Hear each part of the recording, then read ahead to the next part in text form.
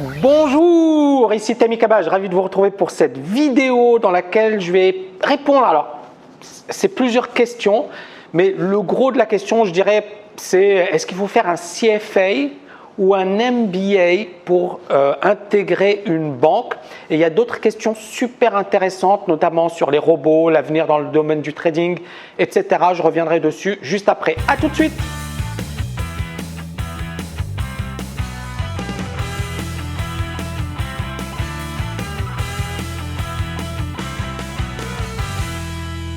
Donc, je vais vous lire la question.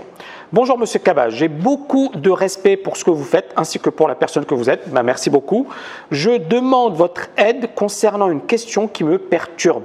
Je suis plus ou moins expérimenté pour un débutant sur les marchés. Après avoir perdu plusieurs milliers de dollars, j'ai appris qu'on ne pouvait m'apprendre et ce que je juge comme étant le point à apprendre dans le trading. C'est à mon avis le comportement et l'éthique de travail. Bref, ma question et que je suis en ce moment en train de suivre des études d'expertise comptable à Montréal, passionné par les marchés et le monde financier, surtout le quotidien répétitif des traders. Je voulais vous demander, premièrement, est-ce qu'il est vrai que le métier de trader, en tant que prop trader dans une grande institution, se fait de plus en plus rare, avec des places de plus en plus limitées? Je me base sur les propos d'Anton Kreil, ex-prop trader de Goldman Sachs. Petit 2. Est-il vrai que le CFA n'est pas une obligation pour devenir trader stagiaire au sein d'une banque? Petit 3. Est-il vrai que, étant donné que la plupart des bénéfices des banques et des fonds sont maintenant le fruit des algorithmes, les bonus pour les propres traders ont été coupés à tour de bras de 80% et même pour leur temps consacré au trading? Merci infiniment. Donc, c'est une question très, très intéressante et je vais justement répondre à cette question. Première question. Oui, effectivement, il y aura de moins en moins de places dans les banques à l'avenir. Ce n'est pas Anton Kreil, alors je ne connais pas très bien, mais j'ai vu quelques petits trucs dessus. Ce n'est pas lui qui le dit, hein, c'est juste que c'est une tendance et il y a déjà eu les scandales financiers avec le prop trading, etc. Donc, il y a eu l'aspect législatif, la régulation qui a obligé les banques à faire moins de prop trading. Puis elles gagnent bien dans d'autres activités, donc ça ne les dérange pas trop. Et puis, bien évidemment, il y a également l'intervention des robots et l'apparition des robots qui est aujourd'hui véritablement importante. Donc, pour résumer, vraiment deux raisons, régulation et le développement des robots. Deuxième question, est-ce qu'un CFA est nécessaire pour intégrer une salle de marché? Est-ce qu'un MBA est nécessaire pour intégrer une salle de marché? Alors là, il y aura une autre vidéo, mais rapidement, un CFA, c'est quoi? C'est généralement un diplôme que l'on prépare après une école d'ingénieur ou généralement on est professionnel, on travaille dans une banque et c'est un diplôme sur 3 années, d'accord? C'est Chartered Financial Analyst, donc c'est une qualification, un diplôme qui est reconnu, qui est très apprécié et c'est surtout utilisé pour les analystes financiers et les gérants de portefeuille. Pour les traders, c'est vrai que c'est moins intéressant. Et maintenant, la différence entre un CFA, donc un CFA, c'est très réputé, c'est prestigieux, c'est 3 ans quand même de travail. Après, voilà, ça va pas vous permettre de devenir un excellent trader, mais au moins, ça va vous donner les connaissances nécessaires en finance de marché. Et je pense que c'est important, même si ce n'est pas nécessaire pour faire du trading. Et le MBA, c'est la même chose, mais c'est plus généraliste.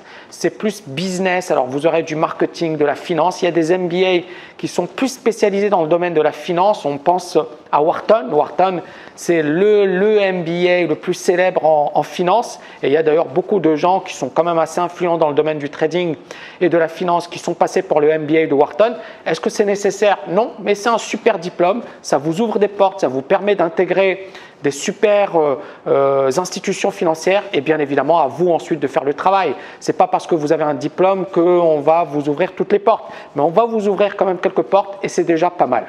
Et pour en revenir et finir avec les études, est-ce que les études c'est nécessaire? Moi je vais vous dire oui. J'ai eu la chance de passer l'agrégation d'économie, j'ai eu la chance de passer un master de finance, de passer pas mal de diplômes professionnels. Et ça m'a beaucoup apporté. Premièrement, l'ouverture d'esprit, la capacité de travail, la discipline, la concentration, etc. Ce sont des qualités qui sont quand même nécessaires et que les études nous permettent d'acquérir. Donc on ne peut pas effectivement, et puis bien évidemment l'ouverture au monde, parce qu'avec les études, on a plus de possibilités, plus d'opportunités, donc plus vous ferez d'études, plus vous aurez d'opportunités. Après attention, le risque c'est de tomber amoureux des études et de faire des études pour faire des études. Et c'est là où on en arrive à des universitaires qui sont dans leur monde, dans leur bulle et qui sont complètement déconnectés de la planète. Donc pour moi, les études, il faut juste un juste milieu. C'est important, c'est intéressant, ça va vous apporter énormément de choses, mais il ne faut pas tomber dans le piège des études pour les études. Il faut faire des études parce que ça va nous permettre effectivement d'évoluer. Et puis, dernière chose, les études, il faut apprendre, il faut être un étudiant en permanence. Moi, jusqu'à aujourd'hui, je lis énormément, je me documente, je me renseigne, je m'informe. Donc, je suis tout le temps en train d'apprendre, tout le temps en train d'étudier. Donc, encore une fois, ce que vont vous apporter les études, c'est cette capacité de travail, capacité de concentration, capacité de rechercher les meilleures informations. Et pour moi, c'est encore une fois, c'est ça le plus important. C'est ça ce que vont vous permettre les études. Après, est-ce qu'il est nécessaire de faire un MBA de Wharton pour devenir un excellent trader? Non. Est-ce qu'il faut faire un CFA pour intégrer un fonds? Non. Même si vous serez privilégié par rapport aux autres.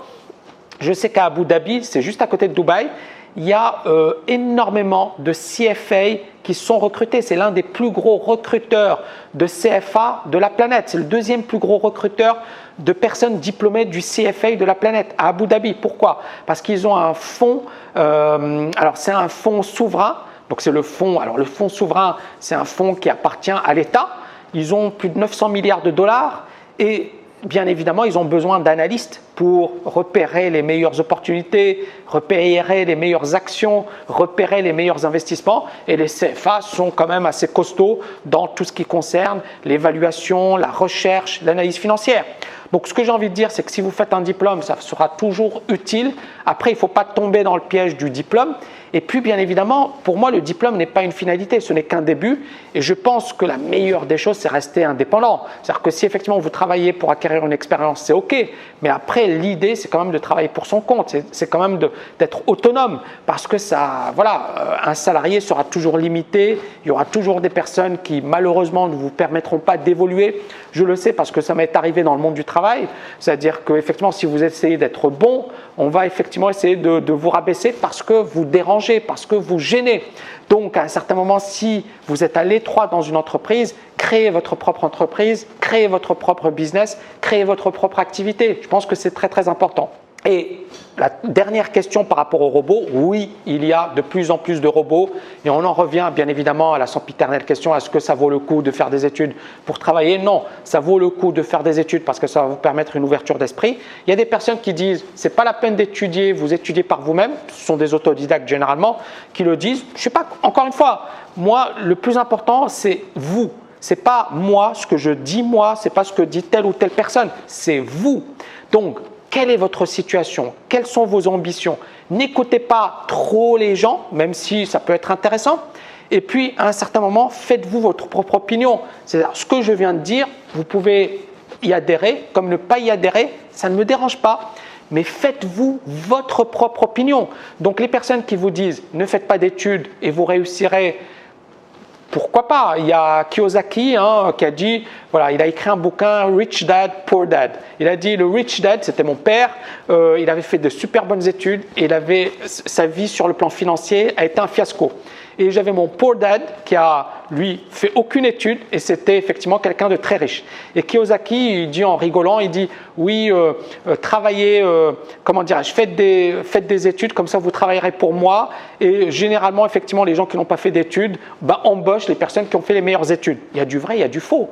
Alors, il y a beaucoup de personnes qui vont me dire Bill Gates n'a pas fini Harvard. Oui, mais il a fait Harvard, il a commencé par Harvard. Zuckerberg n'a pas fini Harvard. Oui, mais comment il a créé Facebook s'il n'y avait pas eu Harvard? Steve Jobs n'a pas fait d'études. Il a beaucoup étudié, mais il disait, et encore une fois c'est important, il allait à l'université, il suivait les cours sans payer, donc voilà, c'est une autre manière. Il disait, moi j'ai pas envie d'être formaté, je suis d'accord avec lui, mais il a quand même étudié. Donc, ne me dites pas les études ne servent à rien, même Kiyosaki, moi je ne suis pas d'accord avec lui, parce que les plus brillants ont quand même étudié.